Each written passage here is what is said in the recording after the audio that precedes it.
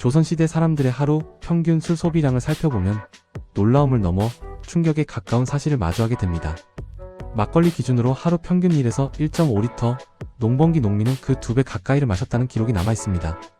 현대의 음주 문화와 비교해도 지나칠 정도로 많은 양이지만 당시 조선인들에게는 지극히 자연스러운 일상이었습니다. 오늘날 우리가 아침에 커피 한 잔을 들고 출근하듯 조선의 많은 사람들은 아침에 막걸리 한 사발을 마시며 하루를 시작했습니다.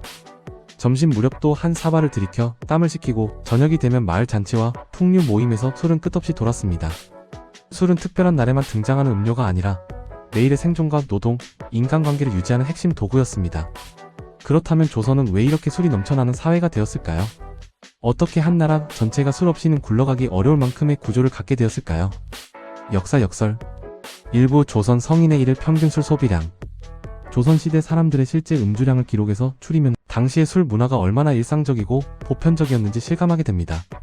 실록, 지방지, 문집, 위서 등 여러 사료를 종합하면 성인 남성의 하루 음주량은 막걸리 약 1에서 1.5리터에 달했습니다.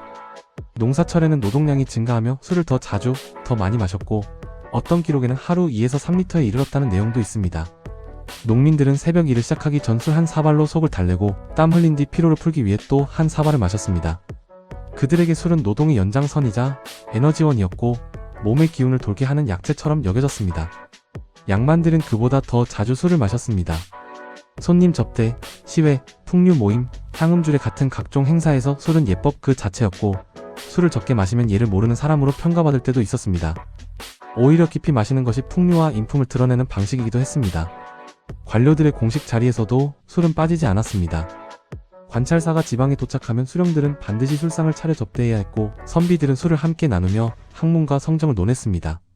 이렇듯 조선 사회는 어느 계층을 보더라도 술을 자연스럽게 그리고 많은 양으로 받아들이는 구조였습니다. 술은 사치품이 아니라 물처럼 쓰이는 일상적 음료였고 때로는 생필품과도 같은 존재였습니다. 2부 조선의 술이 넘쳐난 진짜 이유. 술은 식량을 저장하는 기술이었습니다. 냉장고도 장기 저장 기술도 없던 조선에서 곡식은 조금만 잘못 보관해도 쉽게 상하거나 벌레가 생겼습니다. 그래서 남는 곡식을 안전하게 보존하는 가장 효율적인 방법은 발효시키는 것이었습니다. 즉, 술을 빚는 행위는 단순한 기호의 문제가 아니라 곡식을 오래 두기 위한 생존 기술이었습니다. 집집마다 술을 빚는 풍경은 흔했고 특정 계절이 되면 마을 전체에 술 냄새가 가득할 정도였습니다. 물보다 술이 더 안전했습니다. 조선의 우물물은 현대처럼 안전하지 않았습니다. 우물이 오염되기 쉽고 수인성 전염병이 자주 발생했습니다. 반면 술은 발효와 끓임을 거치기 때문에 비교적 안전했고 그렇기에 물 대신 술을 마시는 것이 자연스러운 선택이 되었습니다. 어린 아이들도 약술 정도는 맛보았는데 술을 위험하게 보는 시각은 거의 없었습니다.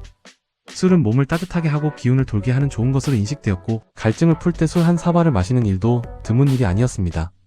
농업 구조 자체가 술 생산에 최적화되었습니다. 조선의 농업은 쌀, 보리, 조 등이 중심이었고 이는 술 만들기에 적합한 곡물들이었습니다. 풍년이 들면 잉여곡식이 쌓였고 자연스럽게 술로 전환되었습니다. 각 지역은 자신의 특색에 맞는 술을 개발했고 특산주는 곧 지역 정체성을 상징했습니다. 강화의 교동법주, 전주의 이강주, 청주의 소곡주 등은 단순한 음료가 아니라 지역 문화의 일부였습니다. 국가는 술을 금하지 못했습니다. 조선 정부는 술을 위험한 것으로 보지 않았습니다. 오히려 술은 세금, 곡물, 제사, 외교 등에 필수적으로 쓰였고 금주령이 내려져도 백성들은 거의 따르지 않았습니다. 실록에는 금주령을 내려도 백성들이 술을 끊지 않는다는 기록이 반복해서 등장합니다. 백성들에게 술은 삶의 일부였고 국가는 그 흐름을 억제할 수 없었습니다. 제사와 각종 의례로 인해 술 수요가 끊임없이 유지되었습니다. 조선은 제사 중심의 사회였습니다. 하나의 가문에서만 1년에 수십 차례 제사를 올리는 경우도 있었고 제사에는 반드시 술이 필요했습니다.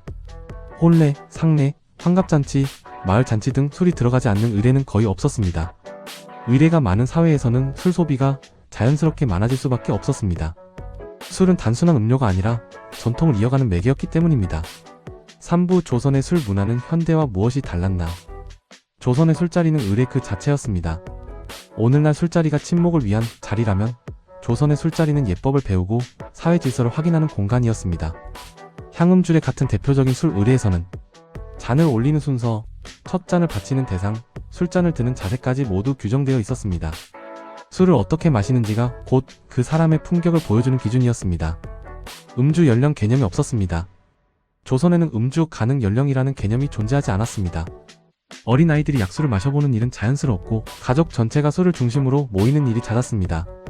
술은 위험한 금기 대상이 아니라 어릴 때부터 조금씩 익숙해지는 문화적 요소였습니다. 조선의 술은 낮은 도수가 중심이었지만 고도주도 존재했습니다. 막걸리와 약주는 비교적 낮은 도수였고 일상적으로 마시기에 부담이 적었습니다. 하지만 고려 말 원나라를 통해 들어온 증류 기술로 인해 30에서 40도에 이르는 소주가 조선에서도 생산되었습니다. 이러한 고도주는 중요한 의례나 접대에서 등장하며 빠르게 취하게 만들었고 여러 사람이 하나의 잔을 돌려 마시는 관습은 과음을 더욱 부추겼습니다. 숙취 해소 문화도 발달했습니다. 조선 의학서에서는 숙취를 주독이라 부르며 이를 해소하는 다양한 방법을 제시했습니다. 미역국, 콩나물국, 꿩고기국 등은 단순한 음식이 아니라 몸을 식히고 기운을 회복하게 돕는 해장 음식으로 사용되었습니다. 과음은 만성적인 사회 문제였습니다. 실록에는 과음으로 쓰러지거나 심지어 목숨을 잃는 관리들의 기록도 남아있습니다. 중요한 업무나 외교 자리에서 술 때문에 실수를 하는 경우도 있었고 이러한 사건은 반복적으로 등장했습니다. 그럼에도 술을 멀리하는 사람은 극히 드물었습니다. 술은 조선인에게 문제이자 해결책이었고 기쁨과 슬픔을 함께 실어 나르는 그릇이기도 했습니다. 사부 술이 만들어낸 조선 사회의 명암. 술은 정치에도 깊이 관여했습니다. 조선의 정치 문화는 술 없이는 제대로 이해하기 어렵습니다. 살인과 붕당의 유대는 술자리에서 형성되었고 관료들은 술을 함께 나누며 학문과 성정을 논했습니다. 외교에서도 술은 중요한 역할을 했습니다. 접대 자리에서 술을 어떻게 나누느냐는 상대국과의 관계를 좌우할 만큼 중요한 요소였습니다. 술은 범죄와 사고에도 큰 영향을 미쳤습니다. 형조 기록에서는 폭력 사건의 상당수가 술에 취한 상태에서 발생한 것으로 나타납니다. 주막에서 시작된 가벼운 말다툼이 집단 폭행으로 번지기도 했고 가정 내 폭력이나 실수, 낙상 사고도 잦았습니다. 술은 경제의 중요한 축이었습니다.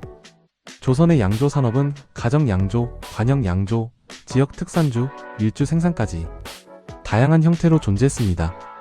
일부 지역에서는 술 자체가 곡물로 납부될 정도로 경제적 가치가 컸습니다. 술은 돈보다 더 쓸모있는 교환 수단이 되기도 했습니다. 술은 질병과 건강 문제도 일으켰습니다. 조선 의학에서는 과음을 여러 질병의 원인으로 보았고 간질환이나 소화장애, 열증 등 다양한 건강 문제가 술과 연결되어 있다고 기록했습니다.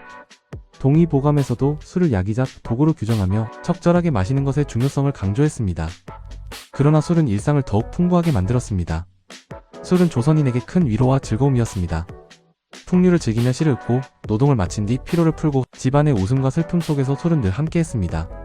술은 삶을 버티게 해주는 힘이었고 사람과 사람을 이어주는 끈이기도 했습니다. 오부 조선이 애주가 천국이 된 마지막 이유. 조선을 움직인 힘은 단지 제도나 권력이 아니었습니다. 가장 인간적인 감정과 일상이었고 그 중심에는 늘 술이 있었습니다. 술은 생존 기술이었고 노동을 버티게 하는 에너지였고 예법과 의례를 완성하는 필수 요소였습니다. 기쁨과 슬픔을 함께 담아내는 그릇이었고 공동체를 이어주는 매개였습니다. 그래서 조선은 술을 버릴 수 없었습니다. 술 없이는 굴러갈 수 없는 사회였습니다. 조선 사람들은 술을 사랑했고 술은 그들의 삶 속 곳곳에 깊이 스며들어 있었습니다. 결국 조선은 애주가들에게 가장 살기 좋은 나라, 술이 사람을 잇고 사람을 살리고 사람을 위로하던 독특한 문화적 세계를 가진 사회였습니다. 이런 식으로 우리가 익숙하게 알고 있던 역사를 새로운 관점으로 다시 바라보는 영상을 계속 만들고 있습니다. 구독과 좋아요 부탁드립니다.